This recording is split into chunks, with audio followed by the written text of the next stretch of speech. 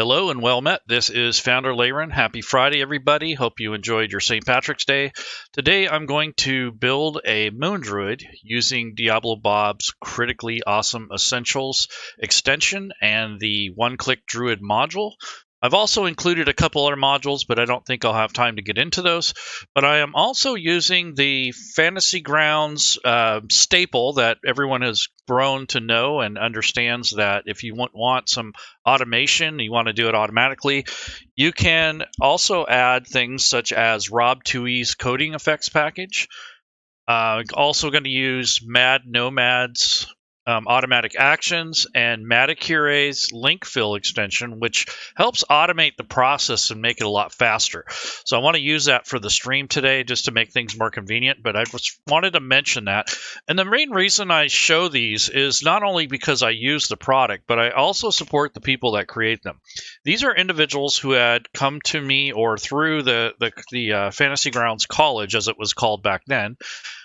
They have supported me. They also volunteered their time there. So that is the main reason why I don't mind showcasing some of these products. I don't make a whole lot off of it. Full disclosure, I do put the links in the description, and I do put my affiliate code after that.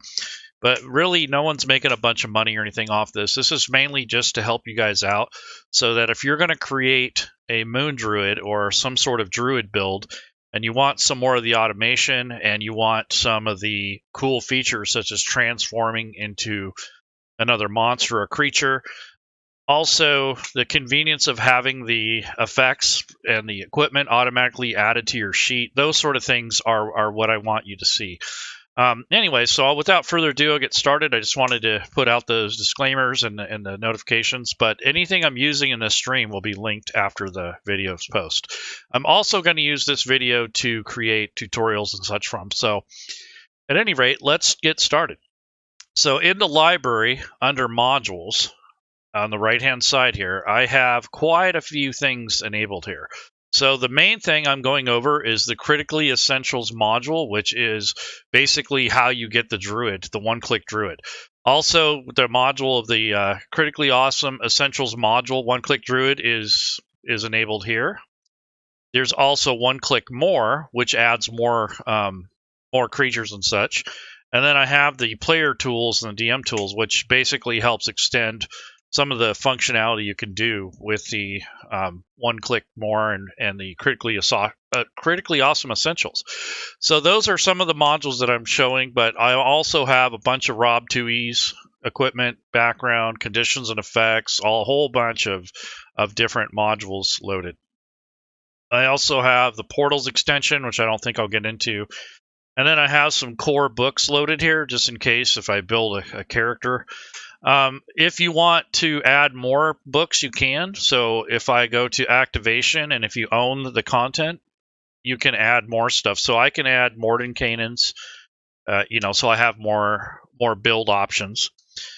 So if you have Mordenkainen's or any of the other content, it's best to have these loaded before you start building your character. I just mainly start with the basics. That's generally where most people start anyways. If you don't have all this content, you just have the player's handbook, this will still work. I just wanted you to see that you can actually load other content. And the reason I'm doing this is just so you can kind of see how to load this stuff. So I have like the player's part of the modules loaded if you have the content. So I put Xanathar's and I'll put like Mordenkainen's and I'll do probably the Sword Coast and those sort of things. But once I get to Tasha's and all those other books, I don't think it's necessary unless you want to create one of the newer builds. But in this case, we're going to do a Druid. I don't think there was too many things changed with the Druid class over the last year or so. They may have added one subclass or so. I think like a beekeeper type thing or some kind of, existential thing. But I don't know if it's necessary to have everything loaded. I think the more stuff you have loaded, the more complex it gets. Another thing you got to be careful about with extensions and modules, especially extensions, if you load extensions that do the same things, that's not a good thing. Usually they walk on top of each other. They don't play nicely. Generally, try to stick to one genre or one set of extensions. Grim Press puts out a pretty good set of modules. and he has the automation similar to Rob2e. But I don't really use those, and the main reason is because I've kind of grown up using these, and I don't really have any use to have double the same kind of functionality. So I do own some of the GrimPress stuff, but I don't have use for it because I'm already using the stuff I bought before. And I am slowly kind of checking out different alternatives, but I still use the Rob2e stuff, and there's no real reason other than the fact that he has supported the Academy, and he was also very critical in building that in the early days. Also, he and I got to know each other over time. I've met him in person a few times. And then, the people that work with him are the same people who volunteered their time and also went through the Academy. So I don't really have a problem supporting that. I mean, I don't really have any preference other than the fact that they've supported me. So if I'm not dissing on GrimPress or anyone like that, I just wanted to let you know why I have that preference. I have some GrimPress products that I use, but in this case, I'm using all the Rob2e, Team 2e, because you got Mattekure, Diablo Bob. These are people who were very instrumental in the early days of the Fantasy Grounds Academy. So just kind of giving you a heads up. So once you've loaded the things that you want to use for character creation, and you've actually loaded the Critically Essentials modules, and you also have extensions that you have to load before you start your session. But once you do that, you can have any number of books loaded that you want. So if I wanted Xanathars, I can load that, and I've already done that. But if you want anything else, that's what you want to do before you build. Because if you decide later on you don't like it or you want to do something else, it's kind of a pain. So make sure you have all your content loaded and enabled, especially if you are the GM and you have other players at the table. You're going to have to share this content. By default, most of the player books are auto-shared, so you don't have to change the status. But you may have your players load these critically essential modules because they'll need them if they're going to use the functionality of it. So that's something that you want to remember, is if you're going to build characters and you have players attached to your table, they're going to also have to load these modules. They don't have to own them, but they definitely have to have access to them within the Fantasy Grounds campaign that you're in, and anything else in here that pertains to character building. So I'm going to go ahead. I'm going to build this character the old way, meaning the drag and drop method. I'm not going to use a character wizard. Character wizard still has a few bugs, and it doesn't always accommodate homebrew content such as this kind of stuff. So I'm going to build this the old traditional way. So the first thing I'm going to do is click on the Players button, click on Characters, and as you can see, the character wizard option's there. But I'm actually just going to add an item, which will be a blank character sheet. I'm going to give this a name. I'm going to call this character Moon Druid, because that's the type of PC I'm going to build.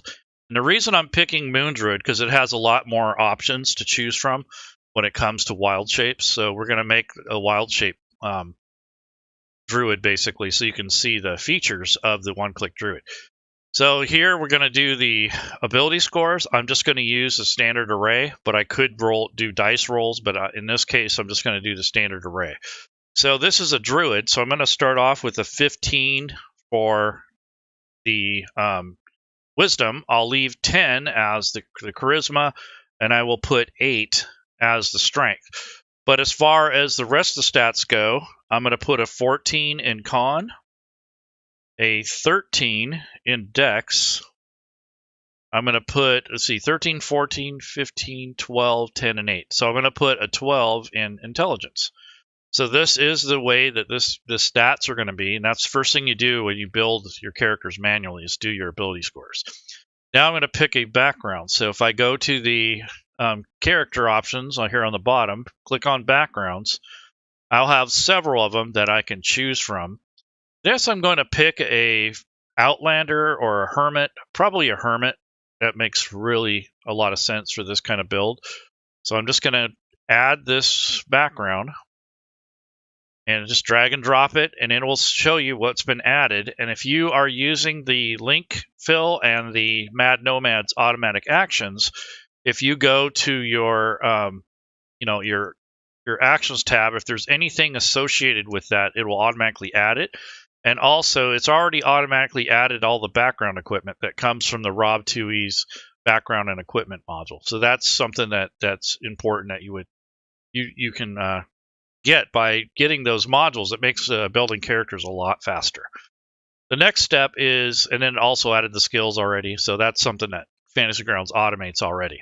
Now I'm going to pick a race. So I want to pick something other than a human. So again, I'm going to go over to the character options. I'm going to click on race. And then for the race here, I think I'm going to pick a kind of like a wild druid or something like that. So like a wild elf. So I want to go and grab and drag and drop the elf class onto the race section. And then here you can see where all these different options come up. So I'm going to pick Wood Elf. And then I'm going to click the OK button. And once I do that, it adds all the things, the speed, dark vision, all that stuff gets added. And then if you go to your speed's higher because you're a Wood Elf, so they move at 35 feet. And then if you go to the Actions tab, it's already adding the stuff that is needed for any automation. And so instead of me drag and dropping these, the link fill and the Nomad's automatic actions are actually pulling that data over. What the link fill does is when you have an action like this or an item that's attached to one of the books, you'll get the description pulled in. If not, you'll just have a link, and if you don't own the content, when you click on it, it will tell you have to have the player's handbook. So that's what the link fill does, is it pulls in the data. But if you don't own the content, it will not put that data in. It'll have a link, and if you click on it, the link will go nowhere because you don't have the player's handbook. So that is something that they had to change in the product, but it's still very convenient if you own it. So there's the races. So we're done with that part.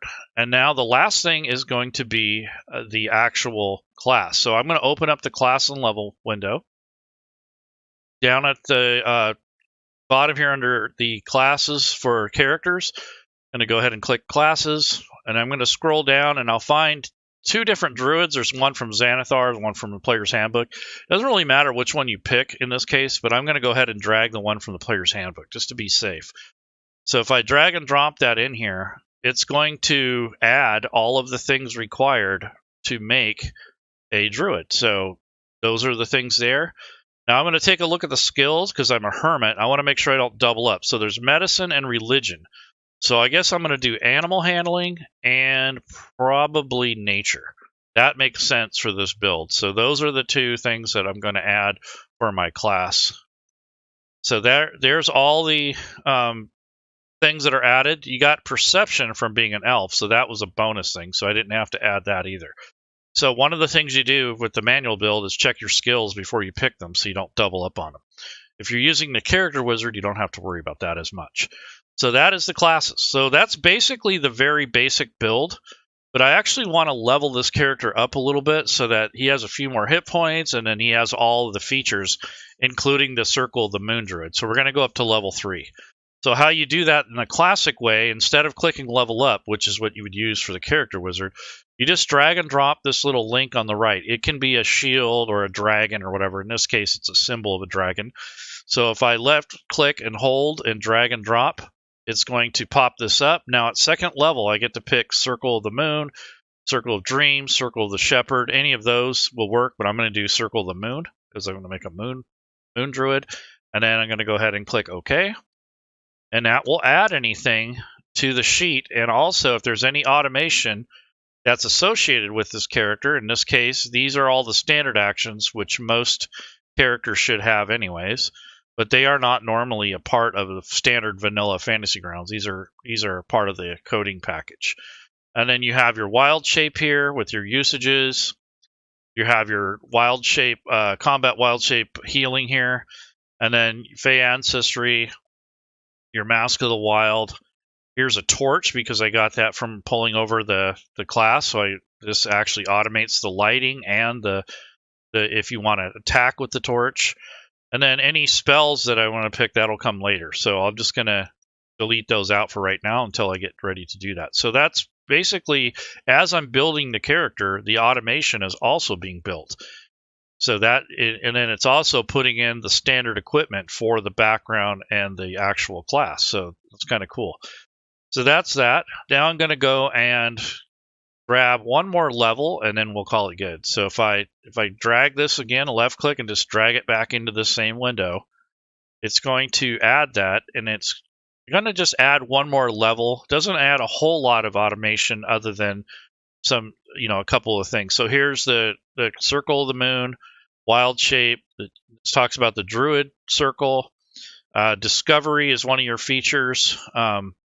It's kind of like a revelation that you have. So it's something that you get when you're a hermit. There's a Wildshape. This gets into your elf weapon training, which allows you to use longbows and short bows. So you can do the short bow. So I have to add this manually, or it does not parse. Short bow, long bow. And then I can get the short sword and the long sword. So this is because of the racial features. That overrides the class restrictions. So in this case, for elf weapon training, it tells you right here that you get proficiency in long and short sword and the short and long bow. So that's why I added those.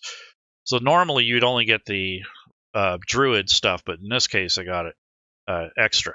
And then I get one language of my choice, so I'm going to pick Sylvan. So that way I can speak the language of nature. I have Elvish and I have Common. So you get Herbalism Kit to be proficient with, and then you can use armor that is not made of metal. So padded, leather, hide, anything like that could work. You can use a wooden shield if you want. You can't have anything heavier than medium armor or light armor, so that's part of the trade-off there. So that's just some of the things you have to keep in mind when you're building these characters. I'm going to delete this duplicate here. That happens because I have it for two different sources. So I'm just going to delete that line. Oops, I didn't want to do that. There we go. So there's the Herbalism Kit. What I'm going to do with that skill is I'm going to add it. So if I add an item, I'm going to put Tool and then Herbalism Kit. In case you do any kind of brewing or some kind of crafting, that's probably the only time I ever use it. But I'm going to go ahead and base it on Wisdom or Intelligence because that's what makes more sense. And then it's rollable and it has my proficiency bonus added already, so I don't have to look it up. So it's more of a convenience thing. You also want to assign a portrait. So I have a Moon Druid, so I want to pull up some of the default ones that come with Fantasy Grounds. So there's FG Fantasy, which is basically a collection of fantasy options that you would use for these particular builds. So not only am I going to show you how to build the character, but I'm also going to show you how to set up the Druid Moon Wildshapes using the Diablo Bob's Critically Awesome Essentials One-Click Druid. So you have an extension and a module that comes with that. So you're getting both. The extension adds all of the functionality and the stuff under the hood, and the module actually adds all the wild shapes and the notes and the instructions. So I'm going to pick one of these. Here's a Druid Fantasy Elf female, so maybe I will make it a female. That's pretty cool. So this will be a female Moon Druid, and she's a Hermit, Wood Elf, level 3 Druid. All her stats are here. When I built the character, it already automatically updates the ability scores if you drag and drop those in when you level up or when you're creating. So she has a 16 Wisdom, 15 Dex, 8 Strength, 12 Intelligence, and a 10 Charisma. So that's pretty good. And then if you go to the Actions tab, those are all of her abilities that she gets for her background, her race, that sort of thing. So the last step is the choosing of spells. So you can choose spells from multiple sources. In this case, if I go to spells, because this is where the Rob 2e and all the other coding effects are stored. So there's a list here. If you use this group dropdown and you go to if you own this module, you would go to the Rob 2e coding effects, and then you would look for the spells feature in this case. And then you will then take and add the spells as required or as necessary. So I will go to level 0 because those are cantrips. And then I'll pick the source down here as Druid. So that filters out that list. So I'm not getting every single spell under the sun. So these are the main spells that you get with this particular build. If you're not sure how many you're supposed to have, if you go to the actual class description, which I recommend that you bookmark anyways when you're building. So here you have this. This is on the right-hand side. If you click on that same token that we used to level up, this is the class information. You can drag and drop this down to the hotkeys. So with the hotkeys, you can actually take things and bookmark them so you don't have to go back to it. So if I open that up again, it'll be available for me. I also recommend you do that for your background as well.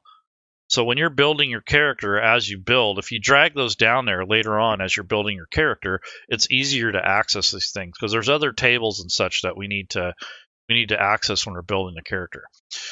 So if you go down about halfway on most characters that are spellcasters, you're going to get your tables here. So at 3rd level, your proficiency is +2, and you get 2 cantrips. So I'm going to pick 2 here that are going to be themed for this particular build. So all you have to do essentially is leave this mode here down here, but you can actually go to preparation or you can change it to whatever. But if you go to the combat tab and under group and you just drag and drop the spell where it says spell slots up here, it will actually go where it's supposed to go. So I'm going to take the shillelagh, which is a kind of a standard type of thing. Here is your spells, and it's all automated, and this is the Rob 2e version. You can see it has bonus action and touch. So these are little handy notes that helps you with the spells so you know what they're for. And you'll know it's a bonus action and all that sort of stuff. And then I'm going to get one more. I'm going to pick Druidcraft, which is kind of like a cool way to roleplay this character. And you can just drag and drop it up here where it says spell slots.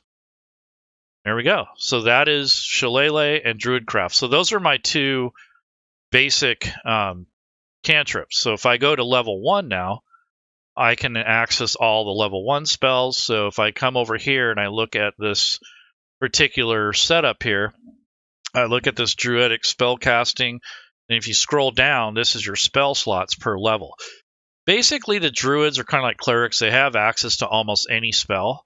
But I'm just going to drag and drop some of the most common ones that I would use, and then only prepare whatever I can for the day. So I don't necessarily want to drag everything, because that will clutter the sheet. But I definitely want to drag some of these things. So like Animal Friendship would be one, Cure Wounds, Detect Poison and Disease, let's see, Entangle, Fog Cloud, Goodberry. Let's see, let's go with Healing Word. Purify Food and Drink. That, believe it or not, that's kind of helpful. Speak with Animals and Thunderwave. So those are the majority of the spells that I would probably, most of the other ones I won't use. And then if you click on this where it says this Wisdom DC, if you actually click that, it will force Fantasy Grounds to re-look up these spell save DCs. Sometimes they don't automatically come over, so I don't know what causes that, but basically if you come over here and you switch this to Wisdom, which it should automatically, but in some cases it won't, it should update all of the spellcasting save DC. So don't fret on that too much. But that's basically all of the spells that I would use for first level. And I do have some second level slots, so I'm going to grab a few of those. So if I click to level 2, let's see, I like Bark Skin, Animal Messenger. Let's see, I like this Vine Traps, Flame Blade, Flaming Sphere, Heat Metal. Healing Spirit is pretty powerful. Lesser Restoration, Locate Object, Moonbeam. Let's see, Warding Wind, Spike Growth, Skywrite, Protection from Poison, Pass Without Trace. So you can add a couple of these in. You don't have to add as many as I did, but just the main ones that you think you'll use. That way you're not cluttering up your sheet. So this is a way to kind of manage this without getting too much stuff on there. And then I'm going to collapse these so they're not expanded. That way it's easier for me to mitigate through this and not have to have everything showing. So this helps a lot. So that is basically the majority of what you would use for this build. Now, when you go to preparation mode, that's when you prepare these spells. So if you go to the preparation mode, this is where you would actually prepare, and you'd select whatever spells it is that you're trying to prepare. So once you're done with the preparation, then you can actually come back here and go to this combat and actions, and this would be where you would actually be able to execute your gameplay. So there's the torch, there's the cantrips, here's all the spells that he has to pick from. Now remember, you only have so many slots and you can only prepare so many, but basically these are all prepared. You just have to choose which ones that you're going to prepare for the day. So that is that. So I'm going to collapse everything, make sure it's not expanded. Another thing you want to do with your character sheet is take this and drag this out so that you can see everything. That makes it easier. If this becomes a burden or there's too much, you can do is go and take these and basically you can hide sections, so you can collapse these groups so you don't have to see everything at once. So if you're not going to use your spells, or maybe you don't care about the equipment or whatever, you can do that here. Now, another cool thing is the way this is set up for the modules and the automation for the Rob 2e coding effects, Mad Nomads, automatic actions, those sort of things, is that I'm going to go ahead and grab one potion of healing. As the GM, I'm going to come over to the items area, which is in the campaign folder, and go to items. And I'm going to grab a potion of healing. So traditionally, when you used to do this before, you had to code it yourself, or you'd have to drag it from Rob 2e's coding effects. Now it will automatically be added to your sheet. So if I go to healing, and I have the correct modules loaded, in this case, I would have Rob 2e's item coding effects for potions. And then I come over here to the actions tab. I don't have the potion on here yet. But if I drag it and drop it and it's identified in the inventory, it will add the action automatically. So if I come here and I drag and drop potion of healing, it adds it to the character sheet. And then if you come to the actions tab, it has its own group here with the coding already enabled. So you can drag and drop that potion. The only thing is it's set to self, so I would take that and take it on targets. That way you can use it on your allies in case. So that's something, I don't know if that can be fixed or not, but that is something I noticed that doesn't work quite right. The other thing I noticed is the torch here. I don't know if this is the right syntax for it, because when you open this up, yeah, that looks right. So there was one I found earlier that it had the range of a candle, but it was actually a torch, so maybe it was fixed already.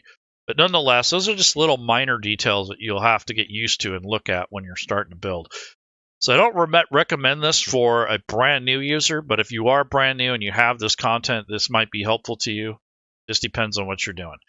So let's get into the actual wild shape of this. So if you've already know how to build a character, this will be I will start the Moon Druid part of this. When I upload the video, I will put chapters in there so people will be able to skip ahead, so you don't have to go through all of the character creation content. So that's something that I'll do occasionally if I think its video is going to run a little long.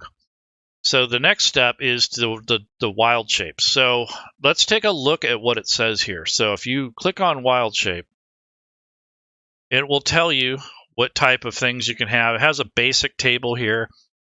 Depending on your level, it gives you your maximum CR. So this is what's built into the game already. So this is what you get with the rule set. To be honest, it's kind of, it's a little vague. So if you have Diablo Bob's Druid, One-Click Druid, you'll get more than just this. So if you look at this wild shape, it says starting at second level, get this, and these are the actual, the data that comes out of the player's handbook. But to expand on this, you will get a module, and in that module, if you have it loaded, especially if you're a player, because the GM will already have it loaded. So if you go to the actual story templates or stories in the campaign, so if you come over to the campaign records and you look at story, you will have a story entry that is going to show you what to do.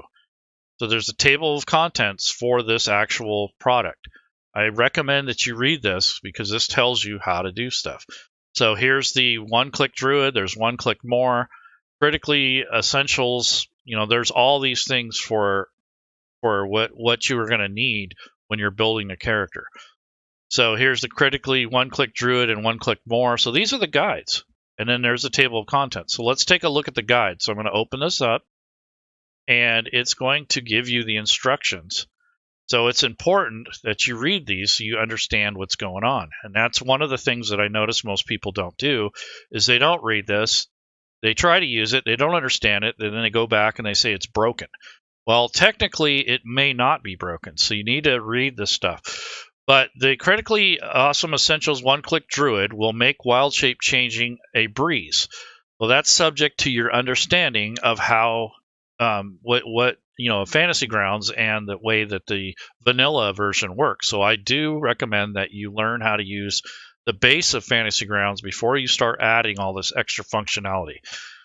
The most notable feature is the token change and size adjustment. So when you add a Wildshape to your Druid, when you use that feature, it's going to change your Druid into that token and change its size if needed. So if it's a large size creature, and it will temporarily shift your stats.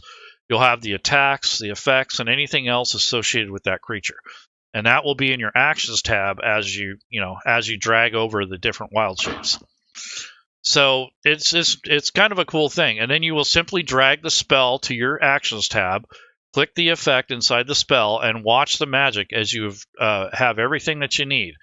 Your new beast form at your fingertips. So it changes the combat tracker, the way it looks and how it looks on the map, and it also changes the stats temporarily. It offsets them, or it saves it to where you use the stats of the monster or the animal in this case, and then it also changes and scales the token size. So it just depends. That the spell descriptions have brief summaries of the beast shapes, explanations, etc., special abilities. So in other words, it's intended mostly for the GM to verify, but you must have the monster manual and or Volo's guide loaded to view stat blocks. So that is because you have to own the content. So you have to ensure that the extension's loaded. You have to load the module, and it only needs to be, the one-click module needs to be loaded by the DM for the shifting to work. So the player can't load their version and expect it to work. The DM also has to have that open. The spells are not actually spells, but that's how they're stored. They're drag and drop. So you can drag and drop whatever ones that you want onto your spell slot if it's within the range that is set up for that. So what I'm going to do is pick the guide for the Moon Druid. So if I click this is a very important thing. So I want to bookmark this if I'm a player or DM, because this is for the Moon Druid. So at level 2, you get CR0, CR1, no flying or swimming creatures. And it's set up for every single different thing here. So that is really cool. So also you have the combat Wildshape healing spells. So at level 3, you get this combat Wildshape heal. So I'm going to go ahead and drag and drop that over here. And I'm going to actually get rid of this default one, which is the standard one that comes with the coding effects module. And then I'm going to open up the list here on level 2, because I'm only level 3. I'm not level 4 yet. So if I take this, I'm going to move this aside. These are what I have to pick from as this particular character. In my particular games, when I use this, I only allow the player to pick a few. That way it's not too crazy. And then I'll say you can have 3 plus your proficiency bonus. So that would be 5 total. I think that's fair. So I give them a choice of maybe 5. And then when they gain a proficiency level, they can add another one. I just do that to make it a little bit more controlled and not so crazy. So this particular character wants a brown bear. So if I take the brown bear, I'm going to drag and drop it into this druid section. just so it's organized. So if you drag that on there, it should, let's see, unable to open. Okay, so it says because I don't have the module containing that link. So I need to make sure that I have the modules loaded in order for that to happen. It said unable to open using wildcard link because no module containing that link is open. Check your active library module. So when you go to your modules, you want to make sure that I have the monster manual loaded. And I do. Maybe it comes from Volo. So I will open up, I will activate Volo's guide. I want to make sure I have the DM side loaded. And then maybe the SRD, because it could just be something like that. So if you go to Volo's and you pick the actual module for the DM, I'll do that, because that'll add any NPCs that come from there. And then also the SRD bestiary is another good one. So I want to load that as well, just in case, so I don't get these errors. So this is good that has happened, so I can show you some of the things you might notice or come up against. This module basically assumes that you have most, if not all, of the content. So if you don't have it, you won't be able to use certain wild shapes. So if I go to SRD bestiary, if I load that, that should cover it. So I have the monster manual, the bestiary, and Volo's guide. And then if you have any other content like, Xanathars or anything like that, that would be helpful. But in this case, I'm just loading some of the standard or the basics, and that should take care of it. Now when I drag this over, it shouldn't give me the grief that it just gave me. So once you do that for Moon Druid, you can take this table here that I have opened, and then I'm going to drag the brown bear onto the sheet into the Druid section. So if I drag that over, it says unable to. Let's do that again. So that's strange. I don't know what's happening here, but see, it's something's goofy. Something's going on here. So maybe I don't have the extension loaded. That's the other thing, is there could be a problem with that. Let me try a different creature just to see if it's so here I'm going to do a giant centipede, see if that works. Yeah. So it must be that I don't have the correct module loaded. So the centipede worked. Now let's go ahead and grab a wolf just in case. There's the wolf. And then I want to, it's giant centipede, wolf, and I want to do that big brown spider thing. Giant spider, there we go. That's kind of alarming. So once we have that, now we have our wild shape. So there's 3, just as an example of what can be done. And then there's a little spot up here where you can actually kind of keep track of your wild shapes. So if you're not sure how many wild shapes you get per level, again, I'm going to click on my class Druid link down at the bottom, so I don't have to, that's a convenience thing. And when you look at this, it'll tell you how many wild shapes you get. If you expand this out and you look at the tables, it will actually show you. Here's your cantrips, there's a wild shape. And then at 4th level, you get a wild shape improvement. At 3rd level, it's pretty much standard, and it comes with your Druid Circle feature. So if you go to the description of the actual item here, let's go to Druid Circle. There's Circle of the Land, Circle of the Moon. You get improvements at 2nd, 6th, 10th, and 14th overall. And then if you go to your, let's see, your circle forms. So at that, you can use a little bit higher category beast forms. So it says that you can transform into a beast with a CR as high as your Druid level, divided by 3 rounded down. So that's how they figured this out. Let's see, and let's go to the combat wild shape. So additionally, while you are transformed, okay, you have the bonus action to expend 1d8. So that's expanded as you level up. So we've already added that to the character. And then for the actual amount, let's see, wild shape covers that. So it says that 2nd level, you can use your action to magically assume the shape of the beast. You can use this feature twice, and you regain expended uses when you finish a short or long rest. So that is basically how this is set up on the Actions tab, is you have two dots here. Those are your usages. So that's how you keep track. So when you use one, you check it off. And that's just a way to keep track of how many you've used. It doesn't do anything mechanically, but it makes a note of it. So that's kind of what you want to do with that, is it'll help you with that sort of thing. So the next step is we're going to actually add the Moon Druid to the combat tracker. It's very important that you do that. So I'm going to add the Moon Druid character to the combat tracker. That's the way you test this out. And then I'm going to actually take this and drag and drop it down here so I don't have to come back to it again. Okay. And now I'm going to take a look at what it does to the character. So when I'm on the map, it will change the token out and it will change my stats, not on the sheet, but mathematically it does all the changes. Because if you look at these actual effects, if you expand one of these, you'll notice Wildshape, and it changes the name for the token.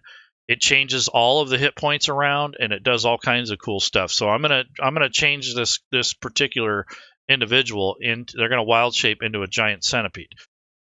And the reason I would do that is because they got a poisonous bite. They have all kinds of cool stuff. So I'm going to open up a map of some sort. Doesn't matter which kind of map it is, just to test things out.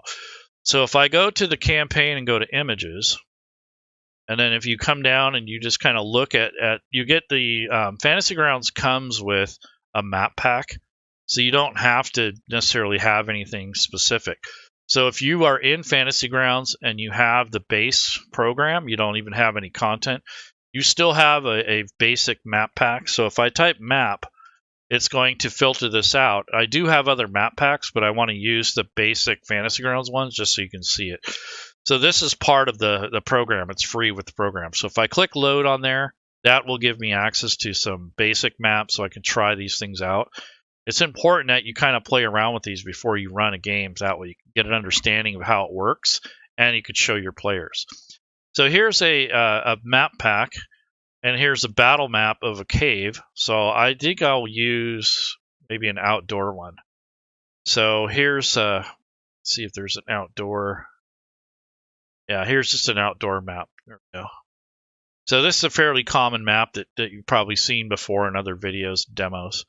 It's already got a grid on it, I believe. So if you unlock this map, you'll notice that it probably already has, let's see, does it have a grid on it? Nope, it doesn't. So what I'm going to do is turn on the grid, and there it is. And then to make it a little brighter so I can see it, I'll kind of change it yellow, and then I'll turn up the opacity just a little bit. There we go. And there's your grid. It doesn't have any line of sight on it, but it does look like it has ambient light. So if I disable the lighting, it's going to make that a little bit darker or lighter so I can see. So I just temporarily turn that off because we don't need it right now. Line of sight doesn't need to be on either. There's nothing really blocking vision other than maybe the stump, and that would just be terrain anyways. So we could put a water effect on this if we wanted to. But anyway, so here's a sign that probably says no swimming. All right, so what I'm going to do is drag and drop this particular character from the combat tracker to the map. It's important that you do this so you can kind of see the changes that are going on. So I'm going to drag and drop this over and put it on there. So this is basically the Moon Druid from the combat tracker. Now the next thing I'm going to do is I'm going to make this so where when you are able to do the shape change, you would announce that during your turn, and you do tell the GM I'm going to do a wild shape. You don't necessarily have to announce it to everyone, but you can whisper it to the GM if you want, or you can just say it out loud, however you want to do it.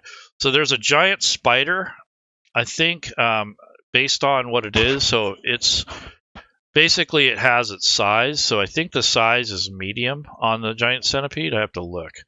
I want something large, so maybe I won't use the actual. I'll use the spider because I know that thing's huge. So when you click on this first effect on the left, that's what actually changes this. So if you click on this little icon on the far left, it will change the battle map, and it should change the combat tracker to the image of the spider. There we go. So here's the spider. As you can see, it takes up a lot more room.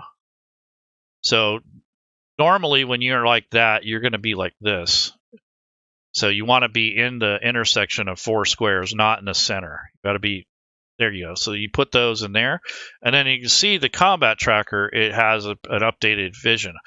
So that's basically when you are in a form like this, this will be your form. And instead of using your normal attacks, you're going to use the attacks that are on the character sheet. So I'm going to put a monster on here just to kind of give you an idea of how this would go. So I'm going to go with NPCs. I'll just put a hobgoblin on here. So here's the hobgoblin. So I'm just going to drag and drop him into the combat tracker. And then I'm going to take the hobgoblin, make him visible, and then drag and drop him onto this sheet. So here's the sheet here. Now, if the goblin is not visible, you will not be able to use the movement. You have to have the goblin visible in order to track movement. So when you hold the control key, and if your tokens are locked, it will help you with moving your token. So if you hold down the Alt key, that's how you track movement. So we're going to move him over here, and we're going to say that he's going to attack the spider. So let's see, he's got a 7 initiative. We'll say the Moon Druid has a 1. We're not going to worry about it. And then I'm going to select that particular token. So when I do that, I'm going to use the longsword. So I'm going to make the attack roll, drop it on the Druid. It scored a hit because of it went over the armor class of the spider. So your token or your Druid inherits the characteristics of the spider. So you might have a little less hit points or a little less of something, depending on or more, depending on what it is. So now that he's hit, he's going to only use one-handed. So I'll drag and drop this damage onto the Druid. So he did 3 points of damage, which kind of sucks, but that's the way things go. So now I'm going to go pass the turn to the Moon Druid. So on the Moon Druid sheet, I'm going to use one of these attacks. So the first thing I'm going to do is I'm going to do a melee attack. I'm going to have him bite the actual goblin. So I drag and drop it from the sheet either to the map or the combat tracker. So in this case, I'll do the combat tracker, but you have a casting for saving throw, and then you have a cast for attack roll, and then you have a ranged attack if you want to use your web. So you got to make sure you use the right one. So I'm going to use the cast attack melee. So it's not really casting, but this is how it's set up as the effect. So I'll drag and drop this over onto the hobgoblin. And that he scored a hit. He rolled really well. It rolled a 22 with his bonuses and such. And now I'm going to apply the damage. So here's the bite, and then there's the 1d8, the 1d8 piercing. So there's the bite attack, and then there's the poison. So I'm going to just do the bite attack first. Drag and drop that onto the hobgoblin. So as you can see, I can drag and drop it there. So he's wounded, so the teeth kind of pierce his skin.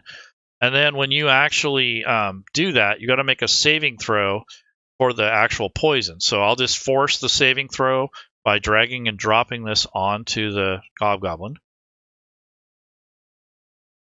In this case, he saved. So I don't really know the syntax, but if the spider bite, it says that if he, it doesn't talk about the poison, but I imagine that it is basically a saving throw. Let's see, it says if the target must make a DC con or take the 2d8 half on save. So he still gets damage, but only half.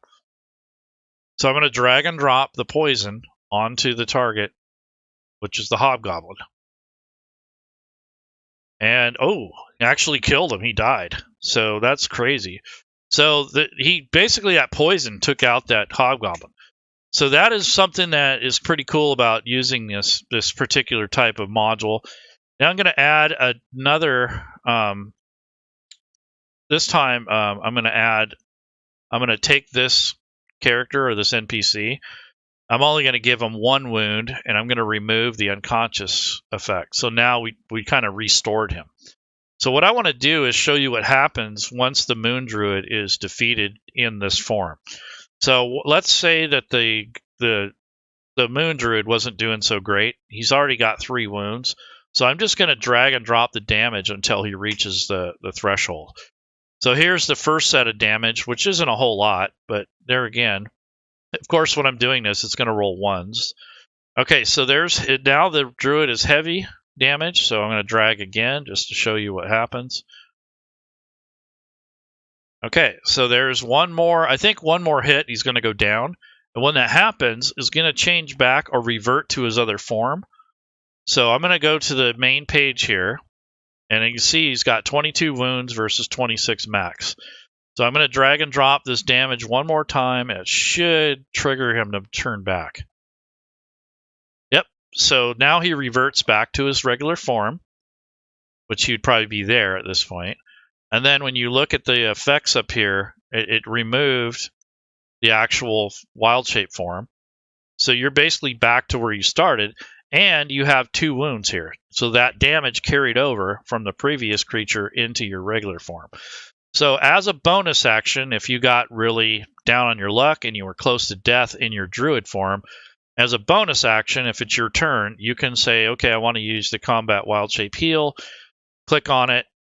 It heals any of your wounds. So that would be kind of a waste of it because that's a powerful thing, but it heals the character to full. So that's how the Wildshape thing works. So if you ever were curious as to how to do that, you set up your character sheet first. You got to make sure all your modules are open and that sort of thing. And then you need to also make sure that you have the correct extensions loaded before you even start. And then you need to have the certain modules open. As you can see, I didn't have the one for the brown bear. I'm not even sure where that comes from, but I wasn't able to drag it over. So it might need to be fixed. But nonetheless, that's how this works out. So if you use any of this content, you got to have the correct NPCs or the correct access to those to see the stat block, and in order for this to carry and drag and drop over. So obviously there was some problems earlier on where it said I didn't have the correct module loaded. So it says unable to open window using wildcard link because no module containing that link is open. So it says to check your active library. So that's something that you'd have to troubleshoot or understand, that if you don't have the modules loaded, then that's basically what it is. So I'm going to use some of this content to create a little tutorial. So again, I want to do the Wildshape. So this time I'll use the actual giant centipede. So again, what I want to do is click on, or you can hover above it. You get a tooltip that shows you the changes that are going to be made. So if I click on that, it should change the Moon Druid over to the giant centipede. So if you click on that, it should change that over if I have the correct content loaded. And I do. Here's the giant centipede. It's a medium creature, so it's, even though it says giant, it's still a medium creature. And then I would use the attacks from the actual centipede itself. So there's a bite attack, there's a save, there's a poison, and then there's the damage. So these are the buttons that you would use for this Wildshape. You don't use your regular attacks normally. So that's basically how that works. So hopefully that helps you guys a little bit. Also showed you a little bit of character creation. And I think the next video I'm going to do is going to show the GM tools, which will allow you to use spell tokens. And as a note here, you can make your own Wildshapes, but you have to understand how it works. And also the syntax or the actual coding for it has to have the correct name. The token that you want to use, if you want to use a custom one, has to have the actual token name in it. So there's some things that has to happen, but when you are actually using this, you have to understand how this works. So this is something that you'll have to learn, and it can be done. So if you want a custom creature or animal, you can do it. You can make your own, but you have to understand how it works before it happens. So my advice is learn to use Fantasy Grounds in its basic vanilla form. Learn where everything is. Then get used to Rob 2E's coding effects and how that works. Then you can add into this Moon Wizard and all this stuff, because it kind of pulls on some of those principles that you're going to build off of, and then you could start getting into doing your custom things. So that's a kind of an order of processes there. So it takes a little bit to get your mind wrapped around this. I'm not expecting everyone to go out and do this right away, but I wanted to show you that it is doable. It's fairly easy once you understand the concepts in Fantasy Grounds. So again, this is Founder Leroon. Thanks for watching. I will be back again to do a video about the actual tokens. And then I'm also going to announce that next month is going to be our Alien / Free League Publishing month. And then in May, we're going to have Dungeon Master month. And in the very middle of that will be David Middleton's Memorial Con. So if you guys are running games or you want to run a game during that event, it is up on Warhorn, and you can register as a GM and run events. Or if you're already doing stuff, you can just link the fundraiser that we have that's posted in that. So again,